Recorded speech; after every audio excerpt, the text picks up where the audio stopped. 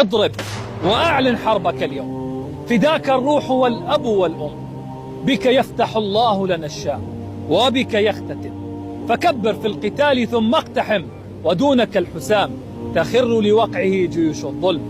قد مضى بنا عهد الدفاع وبدا الآن ردع العدوان، وأيم الله لن نقف حتى نكسر حصونهم ونهدم قلاعهم، فنذرها قاعا صفصفا يشيب لها ولدانهم ويموت لهولها شيبانهم، فيختفي منها ملكهم المعجل ويلمع بها ملكنا المؤجل.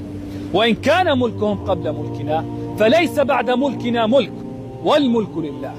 فنحن ثورة شعب حيث مال الحق ملنا، وأينما سلك قصدنا، وهم عصابات مرتزقة أسفه الناس أحلاما وأحقر الناس أعلاما، طويلوا اللسان قصيروا السنان، آخر الخيل إذا أقبلت وأولها إذا أدبرت، ولعمري نحن أفضل من يبارز وأمر من يناجز، وتاريخ ثورتنا يشهد أن أحفاد أبي بكر وعمر وخالد سنهزم هذا الطاغية المجرم، كما هزم في الشام ملوك الروم وجيوش فارس.